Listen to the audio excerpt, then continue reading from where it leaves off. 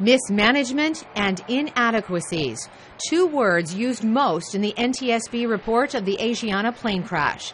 Investigators explained how the flight crew deactivated an automatic speed control and failed to monitor the plane's airspeed. The crew of the Boeing 777 approached the San Francisco runway too low and too slow, crashing into a seawall. They also failed to work together adequately to monitor and respond to their deteriorating situation. The NTSB cited poor pilot training, non-standard communication, and the lack of manual flight training. On the aircraft, the NTSB faulted complex automation. Investigator Bill English explained over animation how the pilot took manual control of automated systems that could have prevented the accident. The pilot disconnected the autopilot and retarded the thrust levers to idle. In hold mode, the auto throttle does not control airspeed. Investigators called it a cascade of errors that the crew never corrected. Speaking about the captain flying the plane, investigator Roger Cox said, "Although he was an experienced pilot, he lacked critical manual flying skills. Pilot skills degrade if not practiced."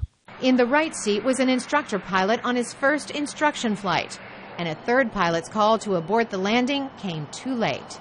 Investigator Bill Bramble. Finally, inconsistencies in company manuals and the fact that both pilots were captains and the pilot monitoring was an instructor led to confusion about who was responsible for initiating a go-around. The parties involved now have the chance to appeal the board's findings, and they may. Boeing already rejecting the board's criticism of its 777 design.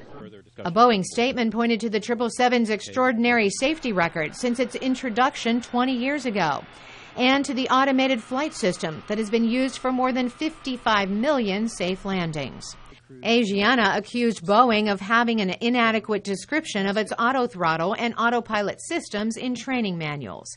Asiana also said it already implemented some training recommendations.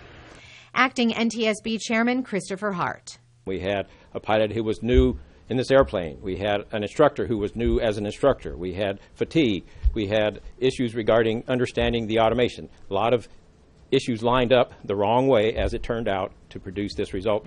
Hart said in the end, the pilot, not an automated system, must hold command over the plane. In Washington, Carolyn Presutti, VOA News.